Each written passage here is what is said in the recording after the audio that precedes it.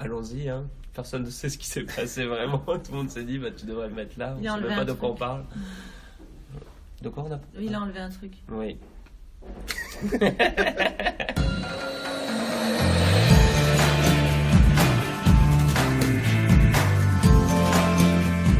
Pas d'impro. Une discussion avec les artisans du spontané. Juste une discussion, pas d'impro. Idée originale de Frédéric Bambouchi, musique Dominique Hamel.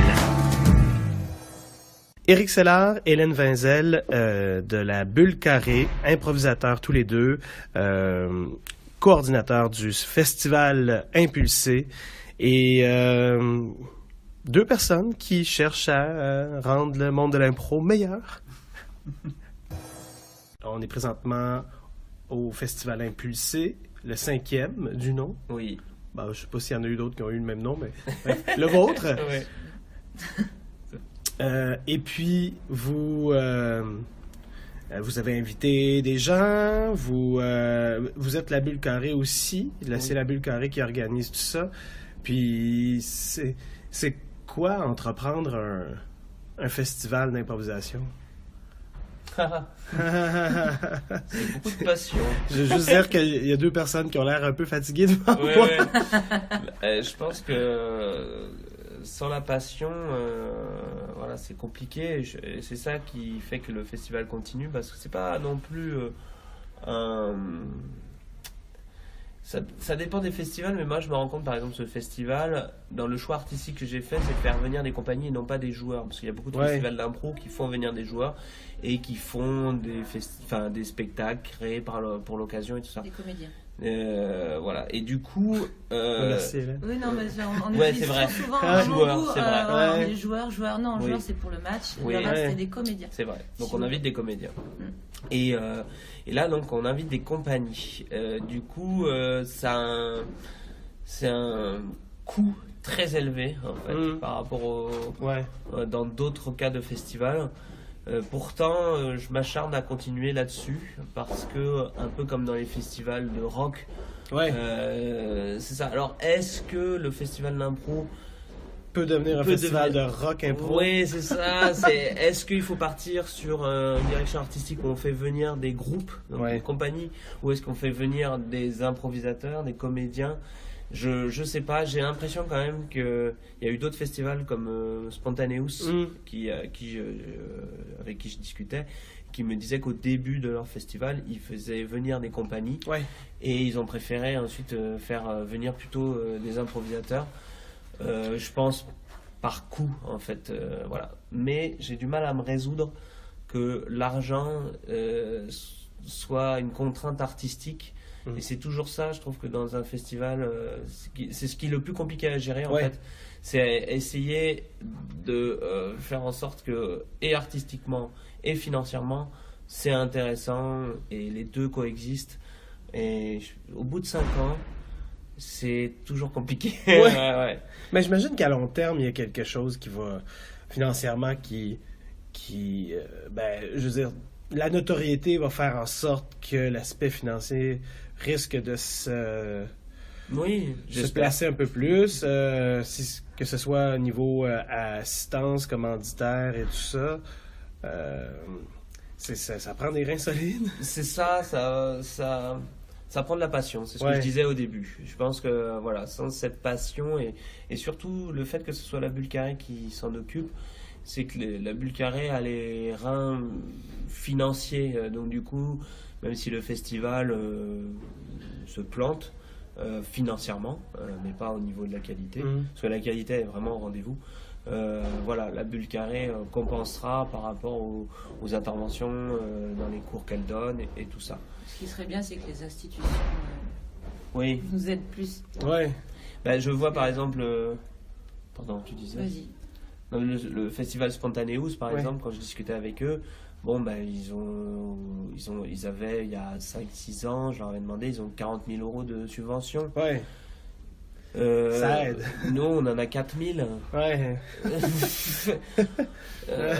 Qu'est-ce qu'on peut faire contre ça? Un festival 10 fois plus petit. Ouais, c'est ça. Et pourtant, j'ai pas envie de me résoudre à faire qu'une journée de festival. Ouais. Donc, c'est pas un festival. Non, ça ne devient plus un festival. Donc, c'est la question qui se pose. Et je pense que c'est comment tous les festivals, je pense qu'ils se posent la question comment se renouveler aussi. Comment attirer un nouveau public, parce que ça reste intimiste, l'improvisation, c'est pas encore connu de tous. Ouais. Et la difficulté, c'est ça, c'est d'aller chercher un nouveau public. On le voit là, il y a tout le monde. Les 2 matchs d'impro qu'on a fait pendant le festival ont été complets. Par contre, les autres spectacles qui méritent tout autant d'être connus n'ont pas du tout été complets. On était plutôt à 30% de la jauge. Et c'est frustrant, en fait, de se dire... 30% à peu près, ouais. Ah ouais celui d'hier, par exemple, était à peu près à 30%. Quoi. Ah ouais.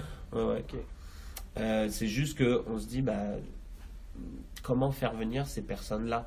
Comment faire venir des gens qui ont l'habitude du match? Parce qu'on sait qu'ils viennent au match d'impro. Et pourquoi ils ne viennent pas voir les autres spectacles? Et généralement, ceux qui viennent voir les spectacles, ils se disent, tiens, je ne te connaissais pas du tout, c'est bien. Après, il y a des gens qui préfèrent vraiment que le match. Ouais. Donc voilà, on en est rendu là. Espérons. Ils ne connaissent pas autre chose non plus. Ils ne veulent pas connaître, je sais pas. Oui, il y a ça aussi. Oui, il y a cette envie de curiosité qui est peut-être pas encore assez ancrée chez le spectateur. Je pense que vous faites quand même un gros travail de faire connaître plein d'autres façons de jouer. Puis ça va être déjà les gens qui sont venus voir les spectacles dans les derniers jours, qui n'étaient pas du match, que ce soit nos productions ou Tandem, mais je pense qu'ils ils ont compris quelque chose. Puis ceux qui n'aiment pas ça, ils ne reviendront pas. Oui, aussi, ouais, ils viendront voir le match. Mais ceux qui aiment ça, ils vont revenir, puis ils vont en parler. Puis je pense qu'il y en a eu beaucoup, quand même, de gens satisfaits. Oui, je pense aussi. Oui. Et voilà, donc c'est toutes ces questions-là qu'on se pose. En semaine aussi, c'est un peu plus compliqué. L'horaire, c'est 21h. Donc bon, on travaille le lendemain. Oui.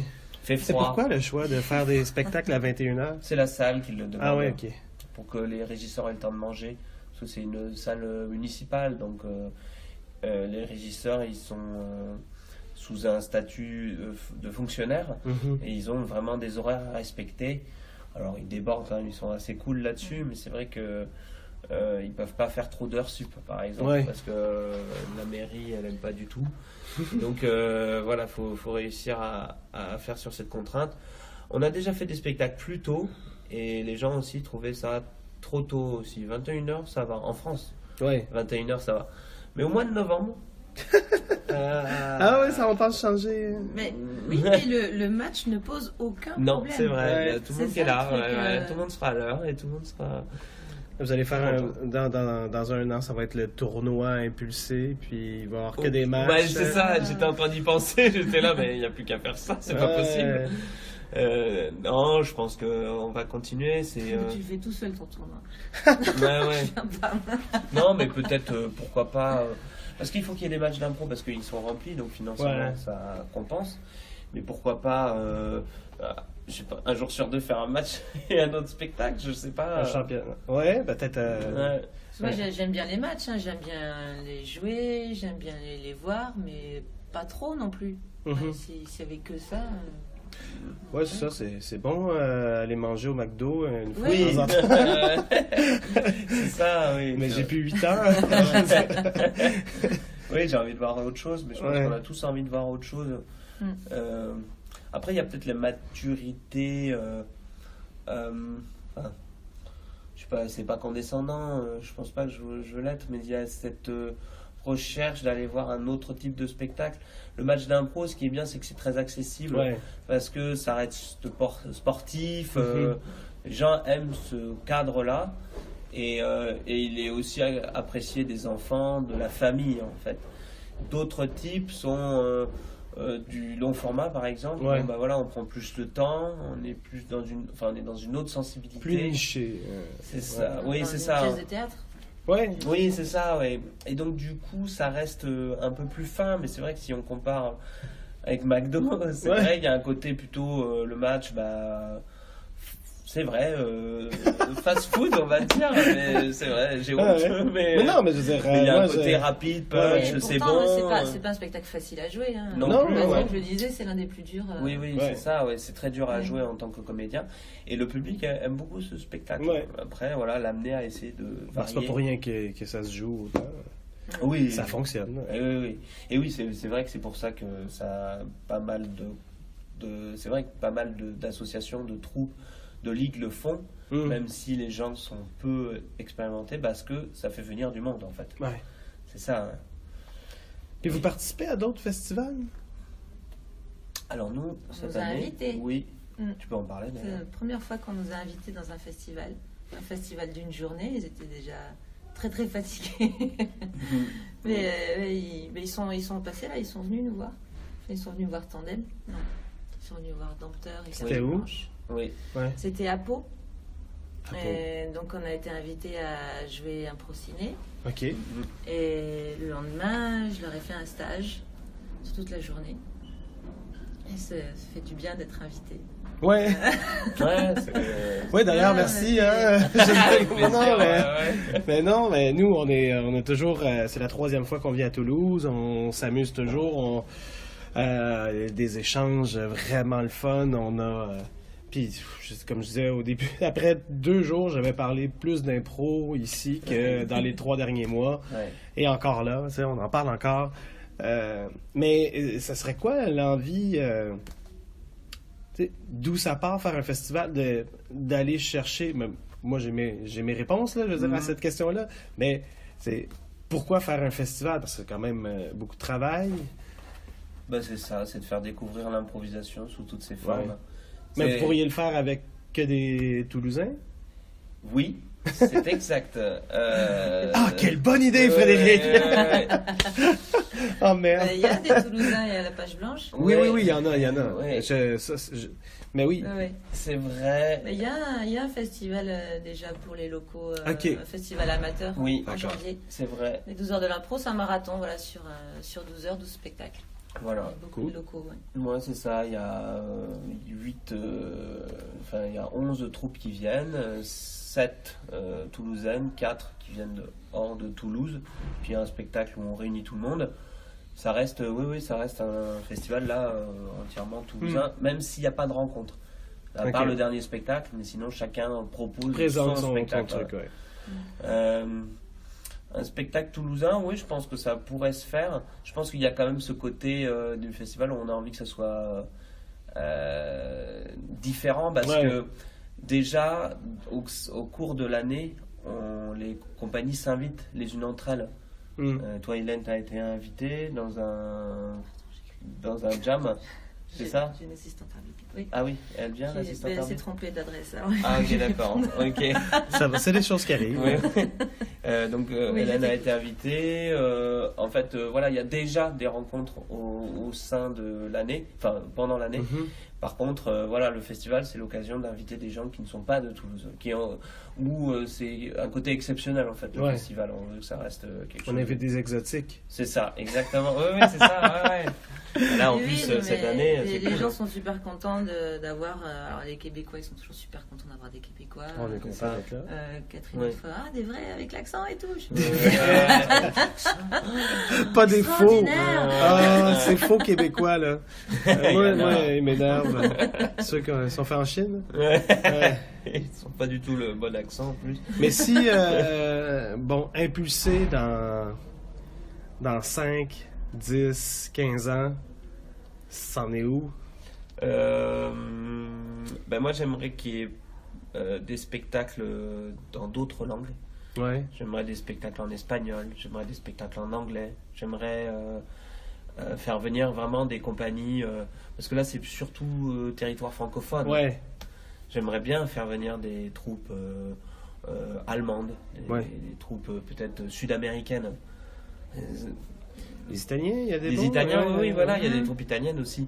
Et continuer là-dessus, qu'elles proposent leur travail artistique. Même si ça sera peut-être plus compliqué d'avoir des gens, parce que ici à Toulouse, en espagnol, ça va, il y a une grosse communauté espagnole. En anglais, il y a Airbus, l'aviation, et donc du coup, il y a un public. Puis les gens peuvent comprendre l'anglais. Allemand, peut-être, mais il y a quand même il y a une communauté et tout ça. Je serais curieux, moi. Ouais, du coup, nous on connaît un improvisateur, il s'appelait Florian Bartsch. Lui fait partie de la troupe The Professionals et il fait aussi partie de la troupe New, une comédie musicale totalement improvisée, et il est allemand, et là il va faire je crois que c'est l'année prochaine, il est en train d'organiser de faire un spectacle d'impro en allemand, mais c'est impro et théâtre mélangé, et il me dit que il peut remplir la salle très facilement, 100 personnes et tout ça, parce qu'il a pas mal de réseaux et tout. Après, je sais pas si ça sera vrai, mais j'ai envie de voir si c'est possible, parce que nous on a déjà fait un spectacle en anglais, c'était à Pibrac, c'est à la périphérie de Toulouse, et il y avait 120 personnes, parce que à Pibrac c'est dans l'ouest de Toulouse et il y a une grosse communauté anglophone qui est là, et donc c'est possible en fait. Il y a des expatriés qui se disent j'ai envie d'aller voir un spectacle dans ma langue, parce que le français j'ai un peu de mal, l'anglais ça va parce que c'est ce que j'utilise au boulot, mais l'allemand par exemple j'ai pas cette possibilité là, donc je pense qu'il y a quand même une demande. Et ça tu pourrais le faire dans 2 ans. Et on essaye là en ce moment depuis le début du festival de faire des spectacles en anglais, et il nous manque notre réseau en fait. Parce que là par exemple quand on l'a fait à Pibrac, il y avait 120 personnes, mais on l'a fait l'année dernière le spectacle et on avait 40 personnes. Donc du coup il y a eu un moment, l'information n'a pas réussi à être suffisamment diffusée. On a le réseau il nous manque ce réseau en fait. Donc dans 10-15 ans.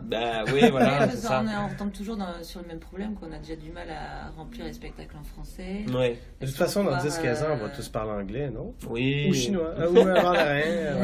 Voilà, on ne devait pas déjà en être là? Hein? On ne devait pas déjà tous parler anglais? Parce qu'on disait il y a 10 ans. C'est peut-être, faut encore attendre 10 ans de plus. Nous, on essaie de pas parler anglais. Oui. J'aimerais bien que non, mais comme dans chaque podcast là, j'y vais avec vous avez les moyens de vos ambitions là. Je veux dire vous c'est Toulouse, ça dure combien de temps, c'est dans combien de salles? Une salle, c'est une salle dévouée, qu'est-ce que c'est? C'est à quel moment de l'année? C'est-à-dire là on rêve. Ah oui, on rêve. Ça dure 1 mois. Ouais. On a un hélicoptère. Ouais.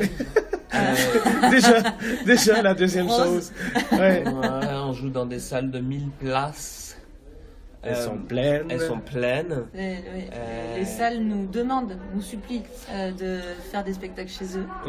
On a tous un système de traduction automatique qui va un jour arriver. Comme ça, on peut inviter plein de monde, et même le public. Tout le monde a sa petite oreillette.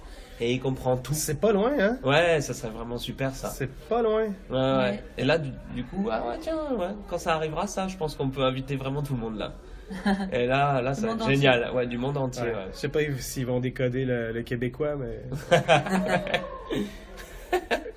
Ça serait super. Avec, tu sais, les Google Glass, puis le sous-titrage. Ouais.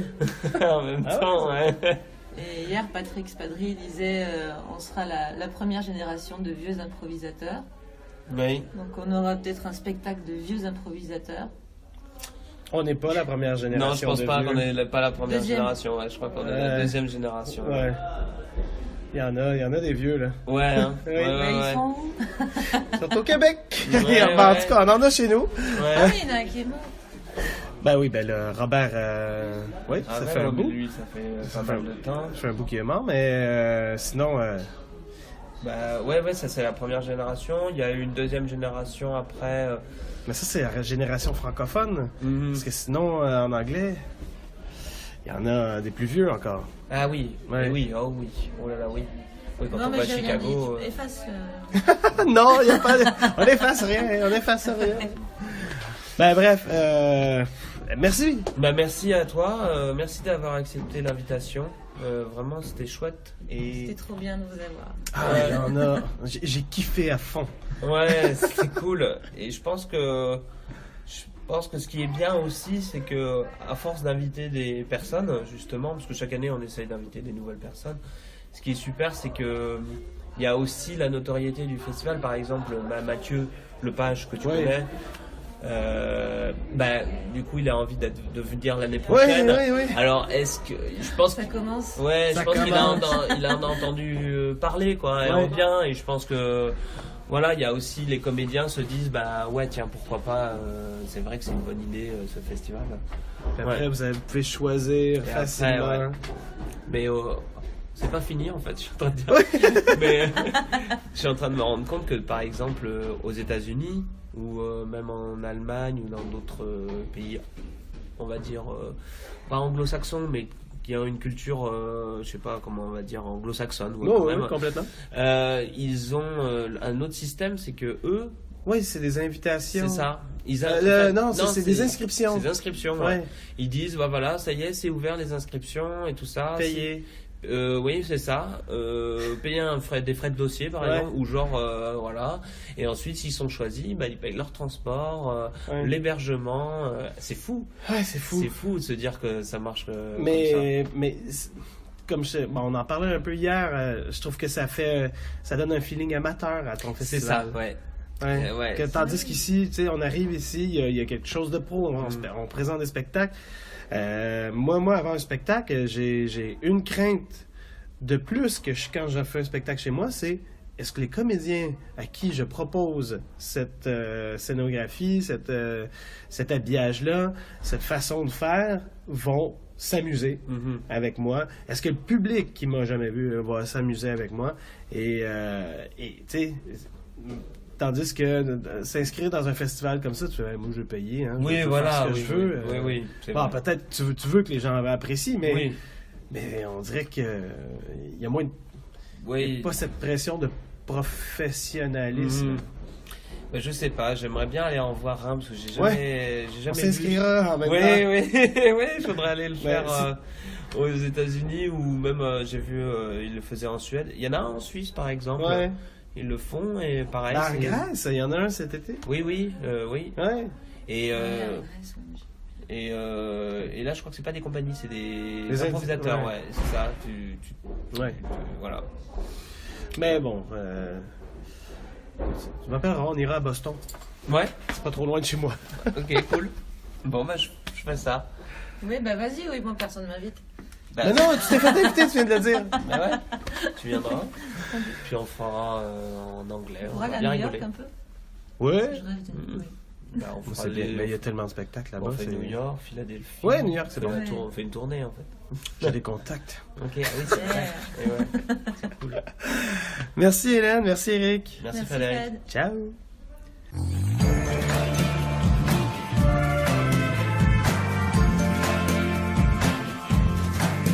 Pas d'impro est une présentation des productions de l'Instable, une compagnie de création dont la mission est de présenter des spectacles de théâtre improvisé et de réfléchir sur la création spontanée. Pour plus d'informations sur nos spectacles en salle, nos formations et notre direction artistique, rendez-vous au www.prodinstable.com.